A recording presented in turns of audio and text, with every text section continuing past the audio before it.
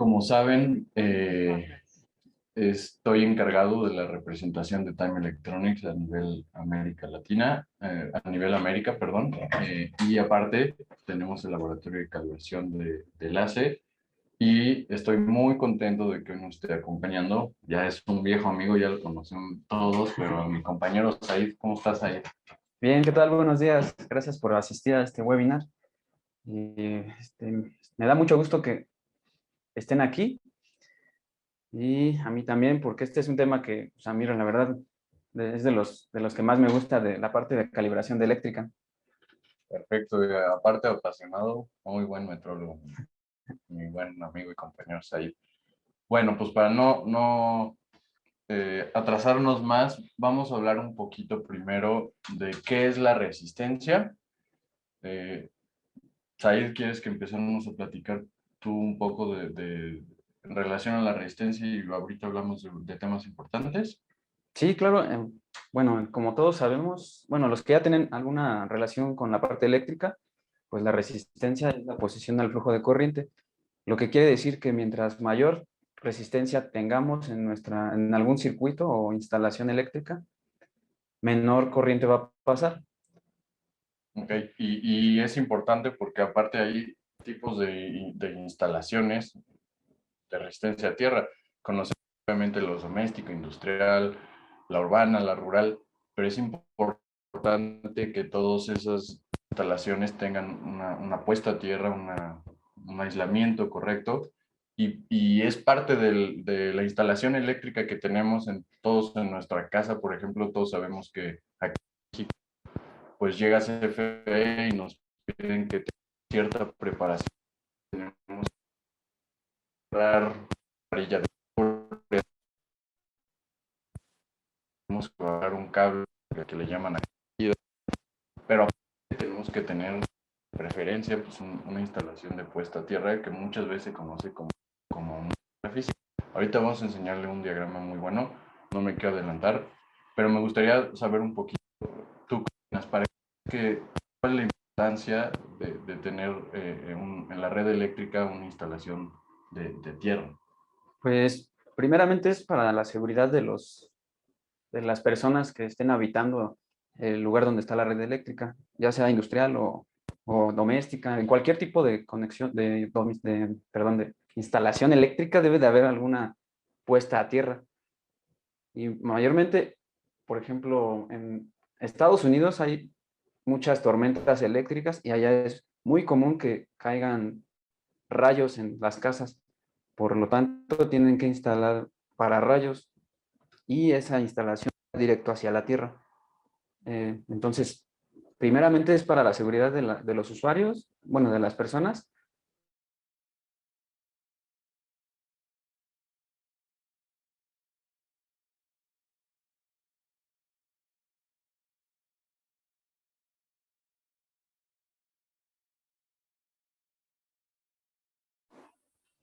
A ver, perdónenos, ahí nos escuchan bien. Nos acaban de decir que hay un poco de problemas.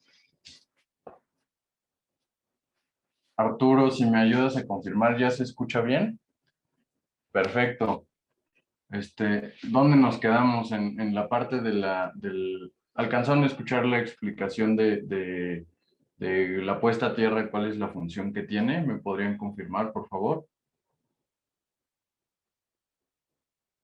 Perfecto, entonces vamos a hablar otra vez de manera muy breve. Ahí cualquier comentario que nos quieran hacer, con todo gusto lo solucionamos. Muchas gracias, Arturo. Lo que les comentamos es la importancia de la puesta a tierra. Said, si quieres ¿Sí? decirnos un poco. Bueno, la importancia de la puesta a tierra en cualquier instalación eléctrica, ya sea doméstica, industrial, rural, cualquier tipo de instalación debe de tener una puesta a tierra, principalmente para nuestra propia seguridad, ya que en caso de alguna descarga eléctrica o en México no es muy común que haya tormentas eléctricas, pero hay otros lugares donde sí. Ahí es donde se tiene que poner una puesta a tierra, pero con un pararrayos, para cuando caigan rayos, el flujo de corriente y tensión se vaya por esa puesta a tierra y ya nos está protegiendo a nosotros y también a nuestros bienes, como la televisión, lavadora, refrigerador, todo lo que pues nosotros a lo mejor nos ha costado, pues hay que protegerlo, ¿no? Totalmente de acuerdo.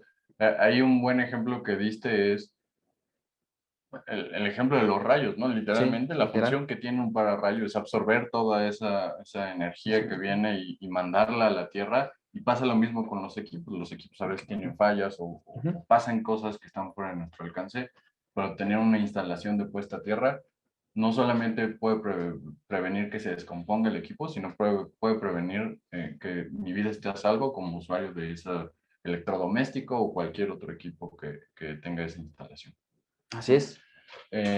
Otro aspecto que también creemos importante mencionar, si nos ves con la siguiente lámina, por favor, eh, es cómo funciona.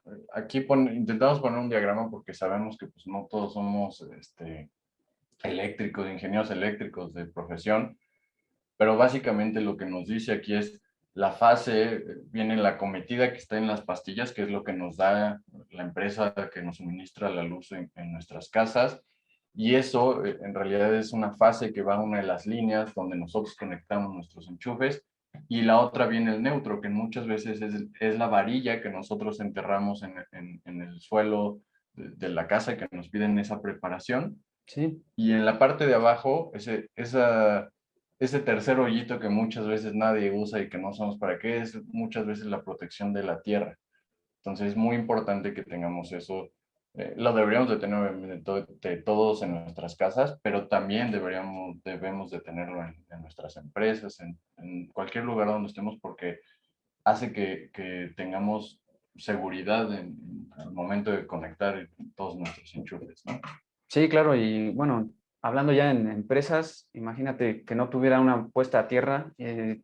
Si en caso de que hubiera una descarga eléctrica, imagínate las pérdidas que tuvieran con sus equipos que son tan caros y Correcto. sería algo. De hecho, esto que estamos poniendo es un poco de contexto en relación a la resistencia, a la medición de la Tierra, pero como laboratorio de calibración sabemos que es un requisito de la 17025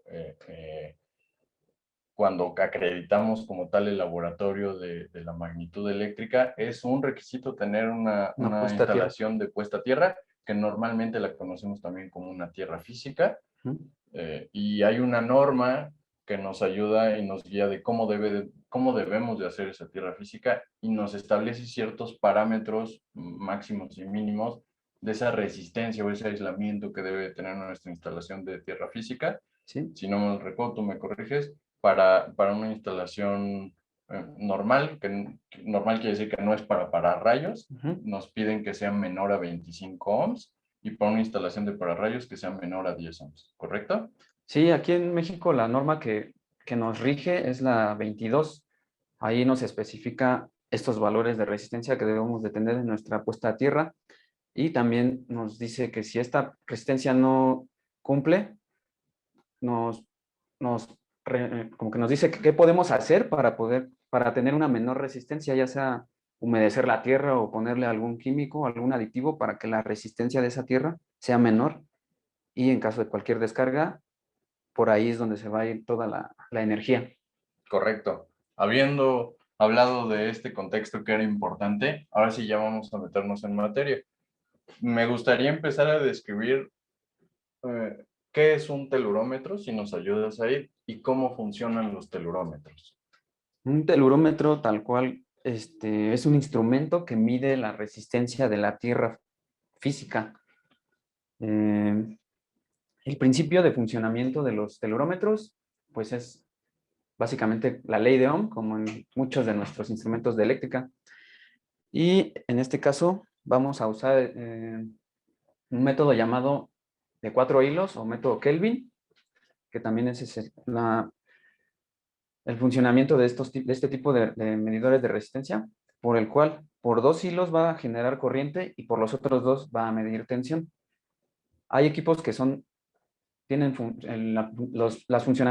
los métodos de 2 hilos, 3 hilos y 4 hilos. A mi parecer, el mejor es el de 4 hilos, porque estamos despreciando la resistencia residual de los cables. Esa es la intención de ese método. pero los otros también son funcionales.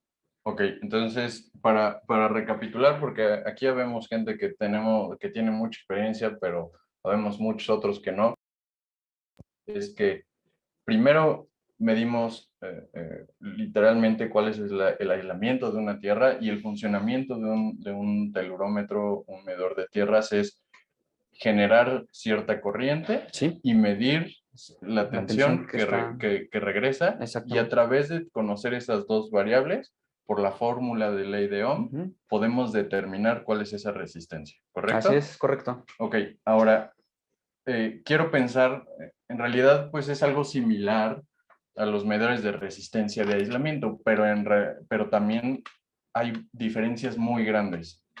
Tú corrígeme, pero creo que la diferencia más grande es que los telurómetros, los medidores de tierras, de esas acometidas de tierra física de las instalaciones, están diseñados para medir la tensión en alterna. Y Sí, los medidores de resistencia y aislamiento, aquí trajimos unos de ejemplo porque es importante que los vayan conociendo. Estos, estos medidores de resistencia y aislamiento, de hecho ya vimos un webinar, si tienen alguna duda lo pueden consultar en nuestra página de YouTube. Eh, lo miden también la tensión y la corriente, pero lo hacen en directa. así es corriente directa, a Y diferencia de los de tierras que generan en corriente alterna. Y bueno, una de las principales razones por la que es ese tipo de corriente es porque pues el, el uso de la puesta a tierra va a ser para la instalación de cualquier doméstica o industrial. Y normalmente la instalación el suministro de tensión es alterna, ¿no? Entonces, ¿de qué nos serviría si fuera de directa si nuestro suministro es en directa? ok, totalmente de acuerdo. Y la otra diferencia contra un medidor de resistencia y aislamiento, Ujú, aparte de que ya vimos que es alterna y directa, que quiero pensar que es la más importante, es que ujú. los medidores de resistencia y aislamiento están diseñados para medir muy altas resistencias Sí, con muy altas tensiones. así es. Estamos hablando, lo vimos en el webinar pasado, que estamos hablando en el orden de 10 gigaohms, 100 gigaohms, 1 teraohm muchas veces, Ujú. y en tensiones estamos hablando en el orden de 1000, 2000, 5000, 10000, hasta 15000 volts.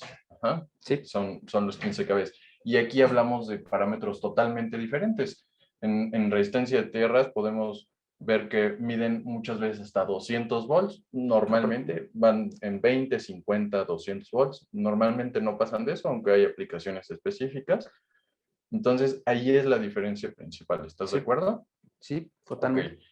Ahora vamos a meternos un poquito más en contexto, porque aquí tenemos dos equipos que los dos miden resistencia a tierras, pero ¿cuál es la diferencia principal entre uno y otro? La diferencia principal es que uno utiliza el método, bueno, en este en particular, utiliza el método de 3 hilos, teniendo el negativo como común y tiene una salida de corriente y una entrada de tensión.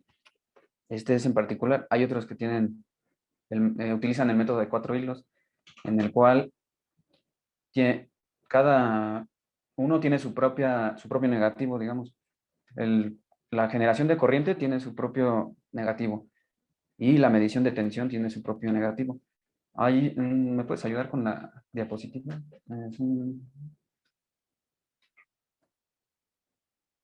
ahí. En esa diapositiva que se está mostrando, podemos observar la forma en que se colocan los, los cables, los 4 hilos. Es muy importante aquí tener en cuenta que los de corriente deben de ir en los extremos y los de tensión, que son los que dicen P1 y P2, deben de ir eh, en medio, digamos, o por dentro ya que el flujo de corriente va a salir por el C1 y va a regresar por el C2. Entonces la medición de tensión tiene que estar dentro del flujo de corriente porque si no, no es posible medirla. O a lo mejor va a dar algún valor, pero no va a ser lo que nosotros necesitamos.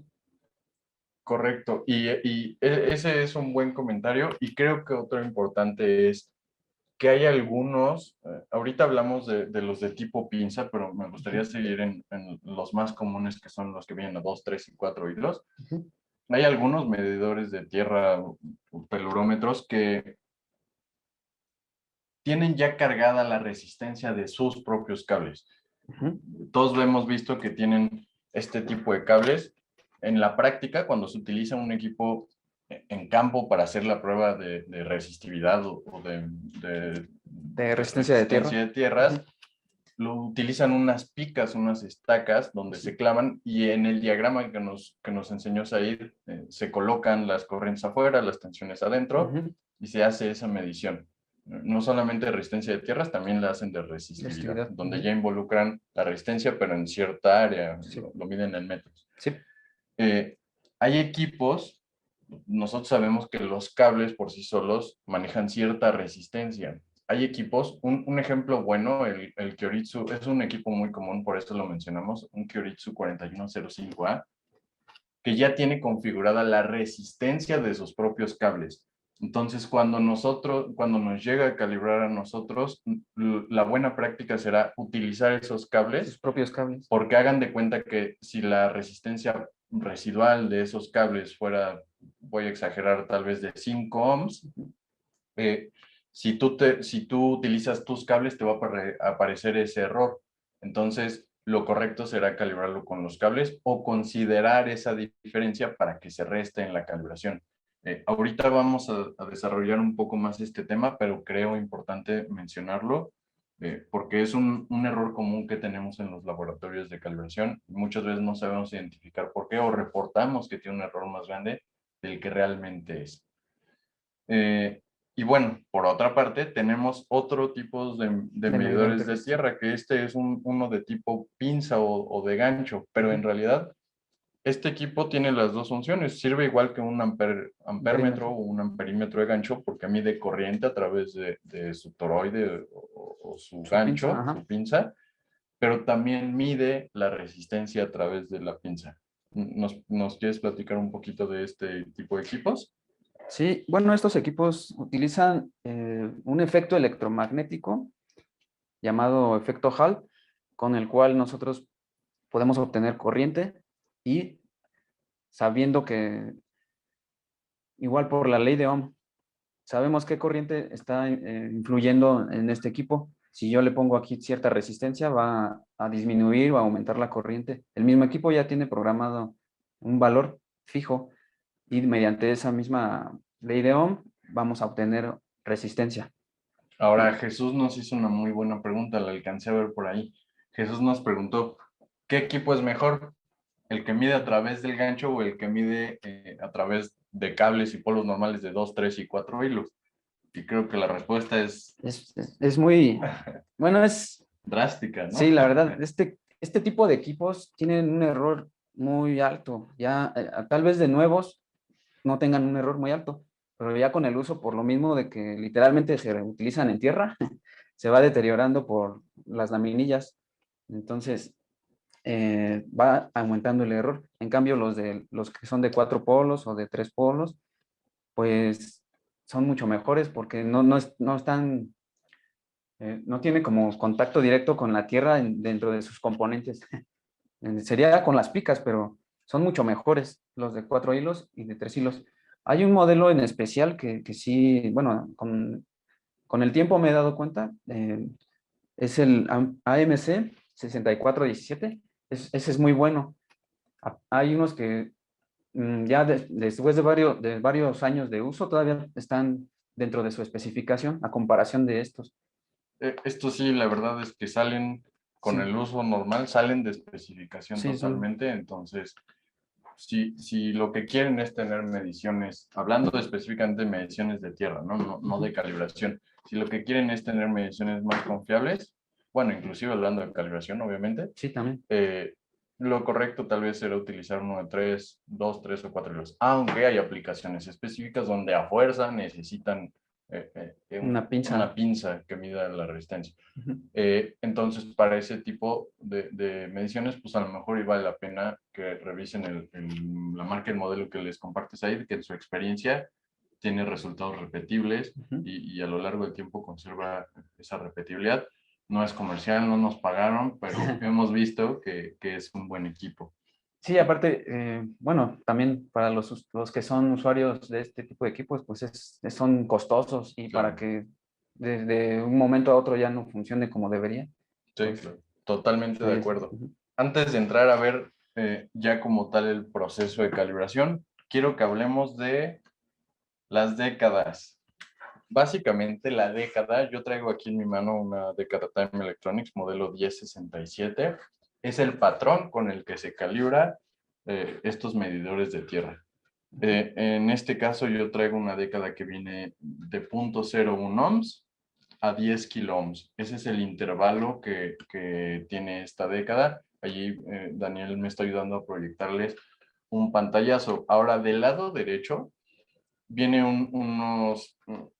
lo que te dice ahí es todos los diales que tiene. Por ejemplo, esta tiene 6 diales, ¿no? Y lo que nos dice es de estos diales, cuál es la corriente máxima que va a soportar. Porque hay que recordar que Said nos acaba de contar que los medidores de tierras lo que hacen, su función es inyectar una Una corriente corriente. y medir esa tensión. Ujú. Entonces, eso quiere decir que cuando nosotros conectemos aquí nuestro medidor de tierras, le vamos a inyectar a nuestra década una corriente.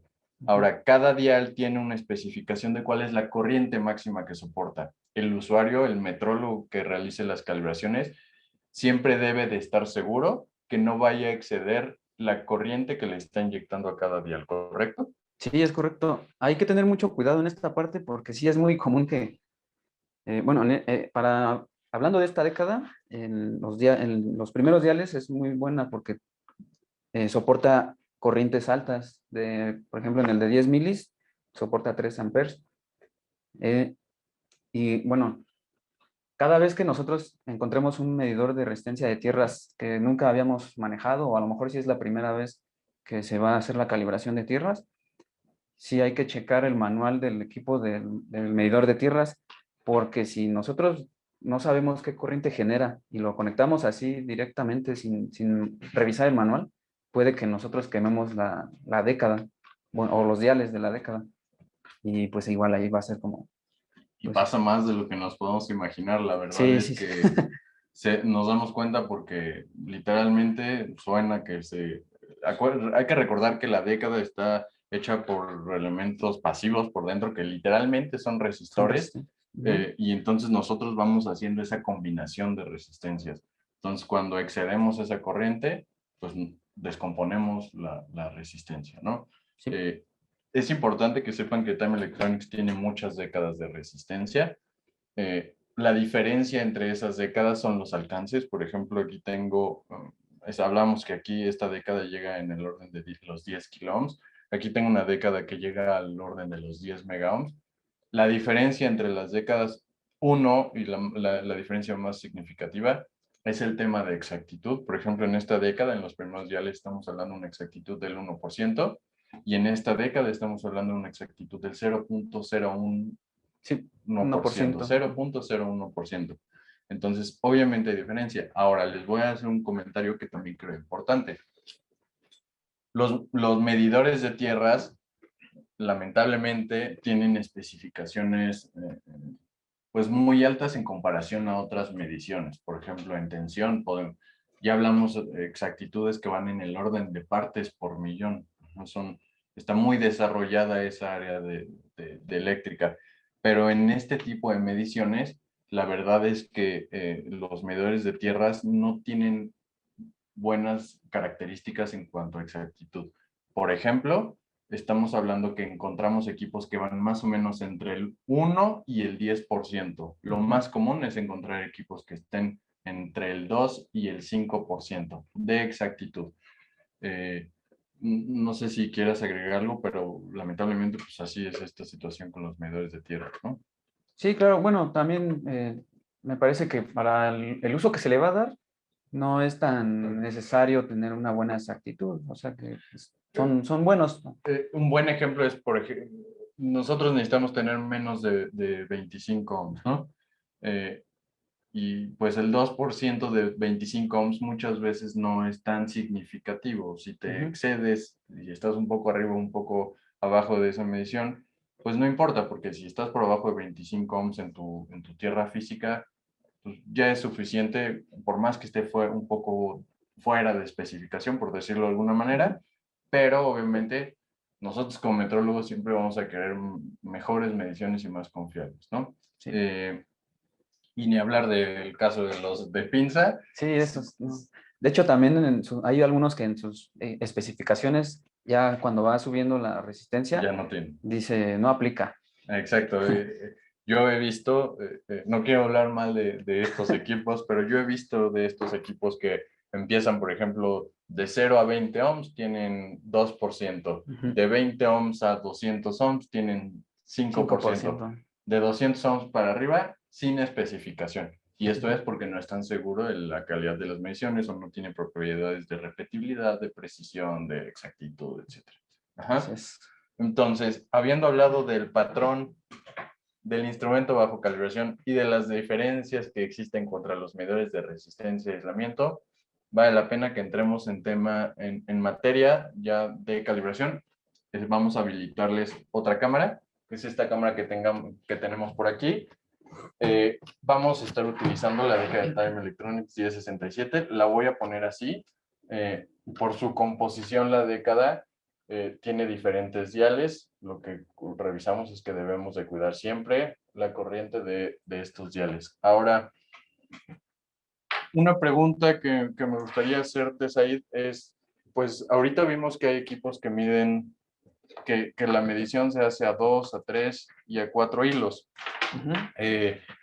¿Cómo sabemos identificar? Porque tú nos dijiste que en la puesta a tierras, cuando hacemos esa medición, las corrientes deben de estar por afuera y las tensiones deben de estar por adentro. Quiero pensar que aplica igual cuando hacemos una calibración. Necesitamos tener cuidado entre las tensiones y las corrientes. De hecho, es uno de los errores más comunes de los laboratorios, que no saben qué cable va arriba de cada cual. ¿Qué nos puedes decir al respecto?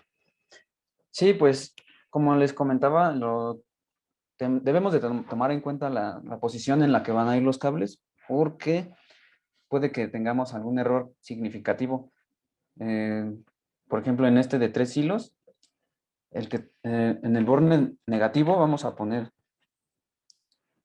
en nuestra década el borne negativo, y aquí en este también, en el equipo, es un solo borne. Okay. Ahora, en el borne positivo de la década vamos a conectar nuestro primer cable, y este cable va a ir en donde se va a medir la tensión en nuestro IBC, que ahorita viene especificado, o bueno, identificado con la P. Aquí es donde vamos a conectarnos. Este es el primer cable en nuestra década, en la parte positiva. Ahora el segundo cable, que es el donde va a fluir la corriente, aquí viene identificado con la letra C en nuestro IBC. Este cable va a ir sobre el de potencia, para que la corriente que fluya también pase por el cable de potencia, que se tome en cuenta ¿cómo te diré? El cable, o sea, para que tengas una mejor medición de tensión. Ok, lo que en realidad si lo pudiéramos ver en un diagrama, sería igual que la puesta a tierra que se mide con las estacas. Así La es. corriente va en los extremos, va por afuera. Ujú. ¿Ok? Básicamente lo que debemos de hacer es establecerlo en primer lugar. eh, ¿Cuáles son? Bueno, primero medimos la corriente, ¿no? Esa corriente que genera este equipo se puede ver con el manual del fabricante o también se puede medir físicamente haciendo una prueba con un multímetro. Sí, claro. Conectamos las puntas y vemos cuál es la corriente que está enviando. Normalmente está en el orden de miliamperes. Entonces, si vamos a hacer una prueba en estos 3 diales que vimos que este soporta 3 amperes, 2 amperes y 600 miliamperes, no le vemos ningún problema, pero siempre debemos de revisarla por el cuidado de nuestra década, de nuestro instrumento bajo calibración y de nosotros como usuarios. Sí.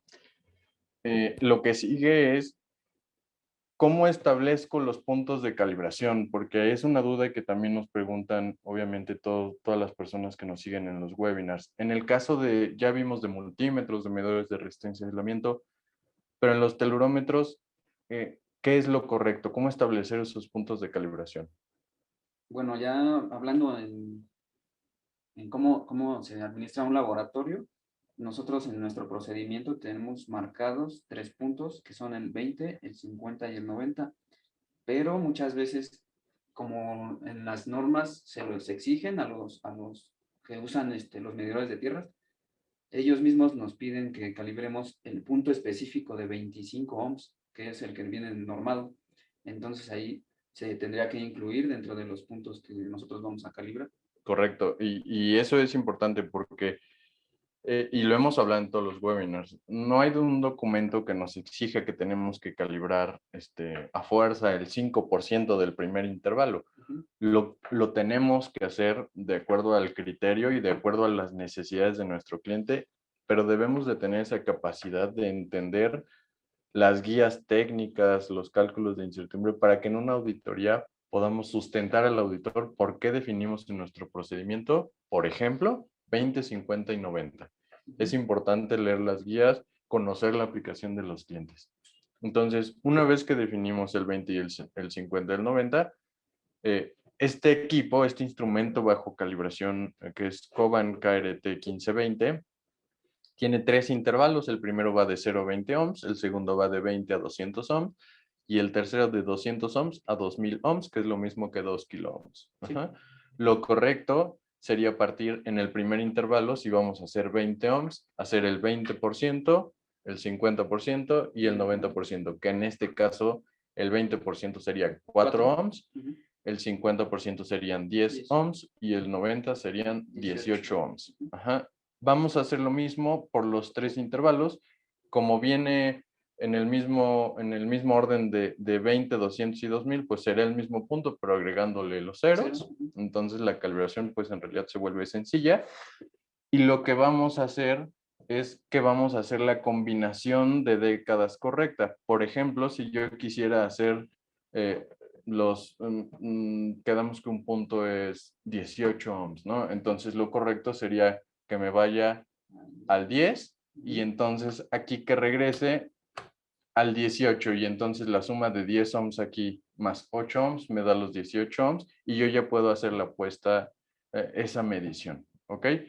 Básicamente cómo funciona es así nuestra década y así nuestro instrumento bajo calibración. Entonces ya sabemos medir, ya sabemos cómo hacer esa generación, ya sabemos cómo establecer esos puntos, ya sabemos que tenemos que medir la corriente que nos va a enviar. Vamos a hacer una prueba, si estás de acuerdo, vamos a hacer con uno. Sí. En este caso, revisamos que la corriente esté por arriba. Aquí está la potencia, o el regreso de la tensión y el común. Entonces, básicamente este equipo, lo que funciona es que ya que tenemos el ohm definido, presionamos aquí y lo que hace es que nos arroja esa medición. ¿Ok? Una vez que tenemos esa medición, la siguiente pregunta, que es lo que nos hacen más, es, ¿yo necesito corregir el valor de mi década? Y ahí la respuesta es interesante. ¿Estás de acuerdo, Said? Sí, claro, porque nosotros debemos de tener o saber cuánto mide nuestra década cuando está en ceros totalmente, para poder saber, ahí se genera esa resistencia cuando está en ceros totalmente, es residual. Por lo tanto, ya que nosotros estemos haciendo el cálculo de nuestro error del IBC menos el patrón, tendríamos que restar también esa resistencia residual. Por lo tanto, cada uno de los valores que se vayan a medir, se debe de restar la resistencia residual. La de los cables ya no se tendría que tomar en cuenta, ya que este método es precisamente para eliminar la resistencia de los cables. Bueno, me hubiera gustado enseñarles un equipo que sea de 4 hilos para que se vea un poco más la diferencia. Bueno, ahorita no contamos con él. Sería así, y entonces eliminas la residual por esa compensación a 4 hilos. ¿Estás Así de es, acuerdo? así es. Y bueno, como habíamos comentado anteriormente, no el que se utilicen los 4 hilos no quiere decir que ya es totalmente es cero la resistencia de los cables, porque bueno, con lo que llevo de experiencia, me ha tocado que hay equipos que, como mencionamos anteriormente, tienen su cable demasiado largo. La longitud de este mismo cable nos afecta a la medición de la resistencia. Es por eso que hay que tomar también a veces en cuenta, aunque sabemos que la resistencia de los cables a 4 hilos ya no se toma, por la longitud sí la debemos de tomar. Correcto. Y otro aspecto que creo importante, regresando un poco al tema de la corrección, es normalmente, por ejemplo, en calibración de multímetros, cuando mandamos a calibrar nuestro calibrador, no lo calibran en toda la combinación de puntos que tenemos. Sería imposible porque podemos hacer millones de valores en un calibrador multifunciones. Lo que hacemos es hacer una interpolación. Por ejemplo, si nos calibran 1 y 5 volts y queremos calibrar 3, hacemos una interpolación donde corregimos a través de una pendiente ese valor. Pero en el caso de los medidores de tierras, específicamente en el caso de estas resistencias, que son esos elementos, esos resistores físicos que sí hay, cuando nosotros mandamos a calibrar esas décadas de resistencia, nos calibran valor por valor. Sí. Ajá. Entonces, en nuestro certificado de calibración y en nuestra hoja de cálculo o en nuestro software de calibración, nosotros metemos ya el valor directo del certificado. Por lo tanto, la corrección ya está hecha de manera automática cuando metemos el valor real de esa década. Ajá. Y ahí, pues literalmente tendremos que hacer la resta de la lectura del instrumento bajo calibración menos el patrón corregido, que pues ya está corregido porque nos dan obviamente el valor directo. Básicamente, así es como funciona la calibración de los medidores de tierra. Y vamos a hacer un ejemplo también con esta pinza, porque nos hicieron el cuestionamiento si se calibraban de manera normal. La diferencia es que aquí ya no tienes como tal la generación de la medición de esa tensión, ya lo hace por simulación de campo electromagnético, pero en realidad lo que necesitas también es pues pasar la resistencia por un cable, así de sencillo puede ser. Lo que hacemos aquí, vamos a generar, por ejemplo, 10 ohms. Bueno, ahí antes de hacer la medición, igualmente tendríamos que tomar en cuenta la resistencia de nuestro cable así solito. Que sería esto conectándolo a un multímetro. O directamente aquí, con la pinza. Ok, lo podemos hacer, si quieres vamos a verlo.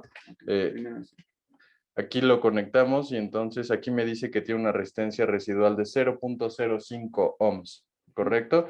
Eso yo lo necesito anotar en mi hoja de cálculo o mi software necesita estar configurado para que en la lectura que yo tenga en cualquiera de las próximas mediciones, reste este valor. Sí. Ahora sí vamos a conectarlo. Ya estamos en el dial de los 10 ohms, recordemos que se pasan así. Y entonces vamos a meter ya nuestra pinza. Es 9.96. Ahora, lo correcto así que iba a ser restar el valor resistivo que tenemos de este cable. Entonces, creo que cada vez tiene más sentido lo que estamos haciendo. Ahora, para dar un ejemplo de por qué no nos gustan tanto las aplicaciones de estas pinzas de resistencia, es porque aquí en realidad vemos un error chico, pero mientras más vamos subiendo, el error se va haciendo mucho más grande. Tiene que ver con muchos factores, tiene que ver también mucho que el dentado de esta pinza ya no es el correcto. Si lográramos ver aquí, son láminas que van haciendo esta unión. Entonces, con el uso, como dice ahí, literalmente se utiliza en la tierra para medir esa resistencia, en las varillas normalmente que están en la tierra, en tierras físicas. Muchas veces esos dentados empiezan a perder la estructura y entonces ya no empiezan a coincidir unos con otros y empieza a perder exactitud del equipo. Pero básicamente así es como funciona la calibración de estas pinzas. Aplicaría lo mismo, habría que ver cuáles son los intervalos de medición de esta pinza de resistencia y los intervalos los podemos calibrar el 20, el 50 y el 90. ¿Hasta aquí vamos bien? Todo bien. Tenemos una pregunta de Arturo. Cuéntame. ¿Podría ser una interpolación lineal o por mínimos cuadrados? Depende, mira, lo correcto sería, depende de la regulación de tu país. Ay, perdón, estamos un poco por acá. La verdad es que nos hemos encontrado de todo. Nos hemos encontrado países donde, pues, no te dan las más grandes exigencias en temas de metrología y hay países donde te piden hasta lo que no. Entonces, la respuesta correcta es que lo tienes que revisar con tu Centro Nacional de Metrología para ver qué consideración tienen ellos. Si puedes interpolar a través de esos dos métodos, te dejan libre. Aquí nosotros en México, ¿de qué manera lo hacemos ahí? De manera de, Hacemos la interpolación por mínimos cuadrados. sí, pero es tanto hacia arriba como hacia abajo y después se combinan las dos. Ajá, correcto. Entonces, depende mucho de tu Centro Nacional de Metrología, de tu casa de acreditación. Si te soy sincero, no me atrevo a decirte una respuesta porque nos ha pasado que damos soporte y al momento que llegamos a auditoría, muchas veces el criterio del auditor es diferente. Entonces, dependerá de cada auditor y de cada país. Lo correcto es que te acerques a la bibliografía de tu país y con base a eso veas de qué manera ellos te piden que hagas esa interpolación. ¿Qué otro tema tenemos que platicar? Bueno, el método evidentemente es comparación directa porque es resistencia contra resistencia. Ya vimos el tema de resistencia residual de los cables. Ya vimos que las corrientes deben de ir afuera. Las tensiones por adentro. Vimos que hay telurómetros que te permiten en la regla a 2, a 3 y a 4 hilos. ¿Nos está faltando de ver algo? ¿O ya pasamos a las incertidumbres? Sí, ya podemos pasar a las. Arturo también nos pregunta acerca de los cables. A ver, cuéntanos. Veo que usan cables cortos. ¿De qué longitud recomiendo? A ver, Said, adelante, por favor. Pues realmente la longitud no influye tanto en la resistencia. Bueno, sí influye, pero para nosotros como metrólogos podemos usar cables cortos o cables largos, siempre y cuando tomes en cuenta la resistencia que tienen esos cables y se la restes a la hora de hacer el cálculo del error. Correcto. Pero puedes usar cualquier tipo de cable. Muchos inclusive utilizan los mismos cables del instrumento bajo calibración, que son cables enormes. Sí, Ajá, son de 20 metros, muchos 25 metros que exigen las pruebas. Pero lo que dices ahí bien es cierto. No importaría el largo del cable siempre y cuando midas esa residual que te dan los cables y hagas esa corrección. Entonces, si vas a utilizar tus propios cables, obviamente lo recomendable pues, va a ser cables más cortos, ¿no? Por comodidad, por practicidad, porque vas a tener una menor resistencia, Arturo, pero de todas maneras tú necesitas considerar esa resistencia residual que pues, obviamente va a ser menor que si tuvieras un cable más grande, ¿no? Sí, bueno, volviendo al tema de hace rato sobre la longitud de los cables y la como programación que ya tienen de fábrica algunos medidores de resistencia, tendrías que checar si el medidor de resistencia ya tiene programada alguna resistencia residual para que en caso de que te dé una resistencia negativa, pasa mucho en los modelos Kioritsu 4105 que mencionamos hace ratito. Ese sí tiene programado ya de fábrica una resistencia para que se utilice con sus propios cables. Y por lo tanto, cuando metemos nuestros cables, nos da una resistencia residual negativa, lo cual ahí tendrías que, en vez de restarlo, sumarlo para que te dé la resistencia que realmente tú estás midiendo. Es cuestión de, pues ya con la práctica y con el tiempo, vas obteniendo cierta información que, como es repetible, siempre te da lo mismo y tú mismo te das cuenta que ya vienen de fábrica los equipos así. Ese equipo en particular es uno de ellos y también hay otros que son de la marca SEW, que igual al hacer el cálculo del error sale alto, entonces tienes que buscar la manera de saber por qué está tan alto el error. Yo lo que hice fue poner tienes que variarle, ¿no? Usar tus propios cables, usar los del equipo y checar cuál es la mejor medición. Y bueno, nada más sería eso con respecto a los cables. Correcto, Para muchas la duda. gracias. Ujú. Y bueno, en relación al tema de incertidumbre que siempre nos preguntan, vuelvo a lo mismo que con el comentario que hace rato nos hizo Arturo, dependerá mucho de la regulación de cada país. Yo les puedo decir lo que vemos en auditoría en México. Tenemos algo de experiencia también en Perú con INACAL. Conocemos cómo lo hacen, por ejemplo, en Inglaterra con UCAS, porque obviamente la Time Electronics pues, es una marca inglesa, tenemos la fábrica en Inglaterra, pero para el instrumento bajo calibración, las que siempre debemos de considerar es la repetibilidad, que en algunos países se conoce como UDA, y la resolución, esas son las básicas. La resolución, recordemos que sí cambia el tipo de distribución cuando es un equipo digital a un equipo análogo. La verdad es que en eléctrica el 99% de los equipos que ya utilizamos son digitales. Entonces, pues básicamente es la resolución sobre raíz de 12. Y para el lado del patrón o del sistema de calibración, como la residual la corregimos, no la metemos en incertidumbre, lo tenemos que meter como una corrección, pero sí tenemos la del certificado de calibración, que recordemos que viene expandida, necesitamos dividirla entre dos y esa es la que utilizamos. Y ahí es donde existen la mayor parte de las diferencias entre los países, porque en algunos países sí consideran la especificación del fabricante y en otros países no.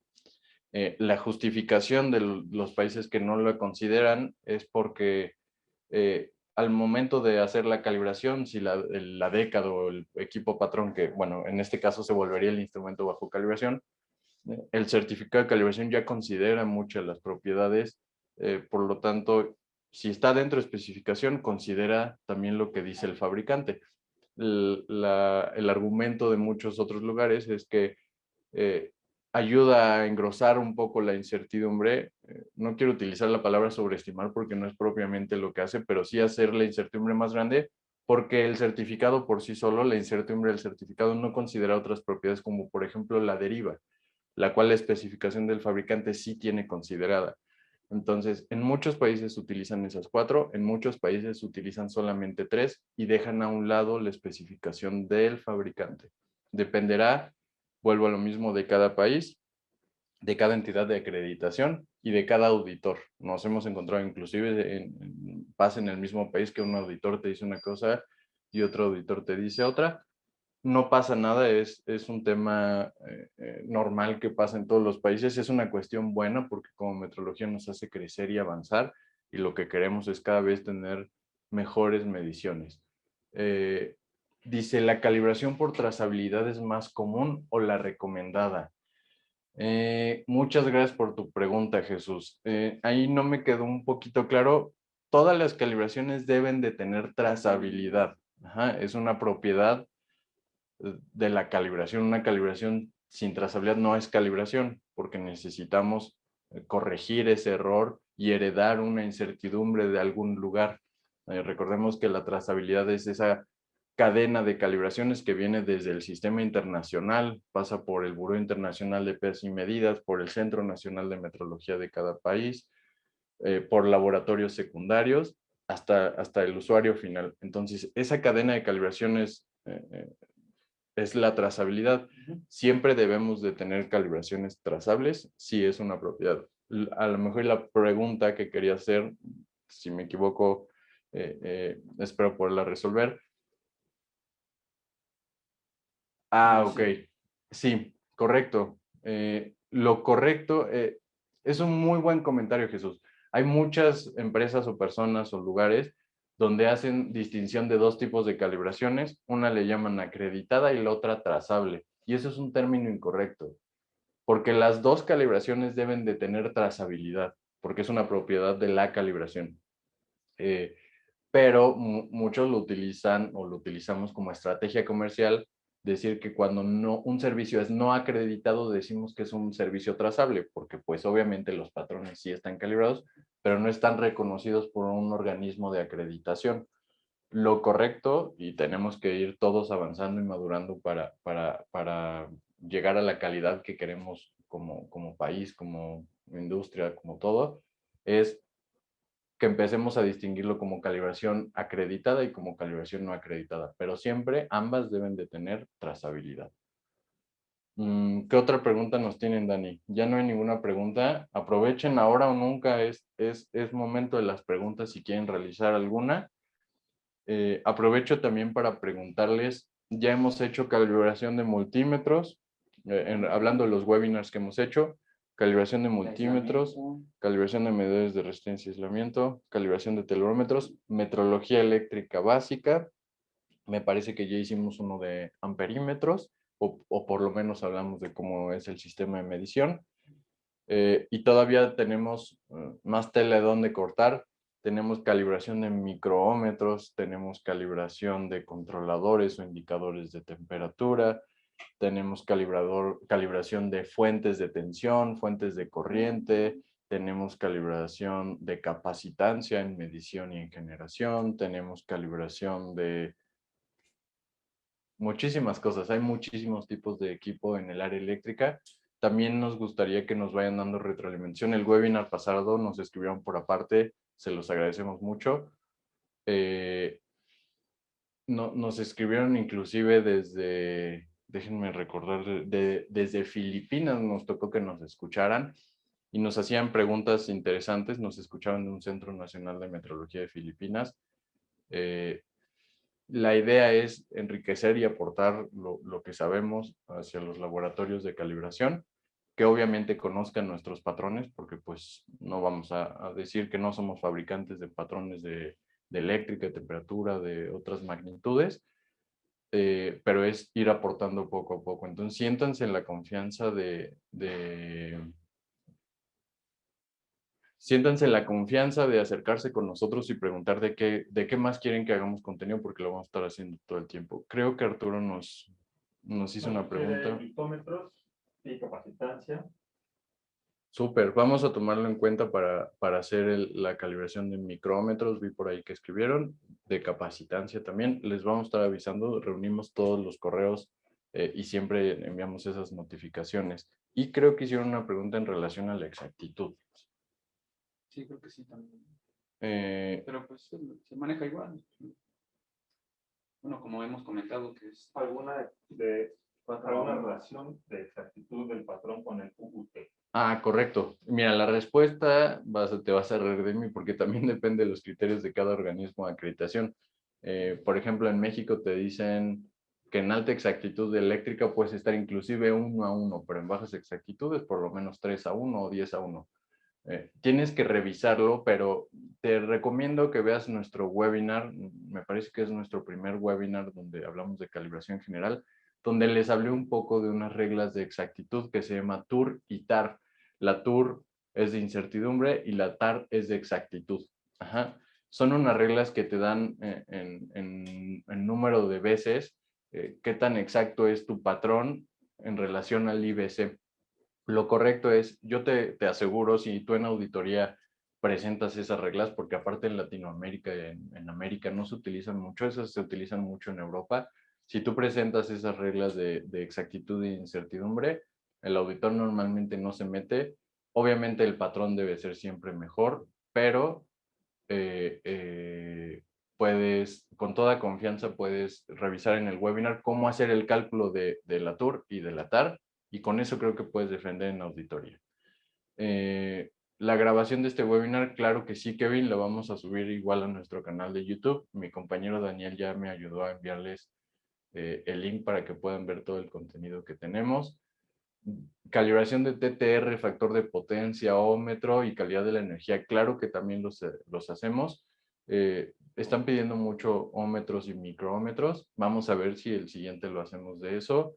Es una prueba que hacemos a 200 amperes en el orden de resistencias muy bajas. Es muy diferente a lo que vimos hoy y el webinar pasado, pero con todo gusto lo podemos hacer. Eduardo Muñoz nos pregunta, ¿qué documento normativo recomiendan para la calibración de telurómetros? ¿Ya regresamos? ¿Sí nos escuchamos bien, Dani? Sí, escucho, solo es por video. Sin problema. Mira, hay muchos documentos. En México hay una guía técnica de calibradores multifunciones que está emitida por el CENAM y la EMA. Sí. También hay muchas guías de Euramet. Desconozco, hasta donde yo sé, no hay una guía de Euramet que sea específicamente para calibración de telerómetros. Todas las guías de Euramet son en relación a equipos eléctricos, o sea, abarca varias magnitudes y evalúa muchas veces generación y otras veces medición. Entonces, también hay algunas guías del SEM. El INACAL tengo entendido que ya también emitió unas guías. Lo correcto va a ser que siempre empiecen por su país y obviamente tengan como referencia las guías de otros países, si estás de acuerdo, ahí. Sí, claro, cada país maneja diferentes formas de hacer las mediciones. A lo mejor nosotros hacemos la calibración a 4 hilos, a 2, a 3 y a 2, a lo mejor en otro país es solamente a 4 y nada más. Pero sí, va variando. Totalmente de acuerdo. Pues, Said, ¿quieres agregar algo? Ya acabamos. Pues, nada. Ya, entonces ya listos para el siguiente webinar. Nos vemos en un mes. Les mandamos muchos saludos. Ayúdenos a visitar nuestro canal de YouTube, a darle a suscribirse, a darnos like, a seguirnos en nuestras redes sociales de Lace Calibración y de Time Electronics. Y con todo gusto estaremos subiendo contenido todo el tiempo. Sí, es correcto lo que pones ahí, Arturo. La medición del UUT es Unit Under Test, que es en Latinoamérica lo conocemos como IBC, instrumento bajo calibración. Y la medición si es a 2, a 3 o a 4 hiles, depende propiamente del instrumento bajo calibración. Pero las técnicas que nos da cada Centro Nacional de Metrología, pues son diferentes entre ellos. Entonces, pues agradezco muchísimo el tiempo que nos dedicaron, que se hayan conectado y nos vemos en un mesecito en nuestro próximo webinar, que probablemente va a ser calibración de micrómetros o dúcteres. ¿Estás de acuerdo? Sí, de acuerdo. Muchas gracias, Aid. Gracias a todos. Hasta Gracias a luego. todos por asistir. Hasta luego.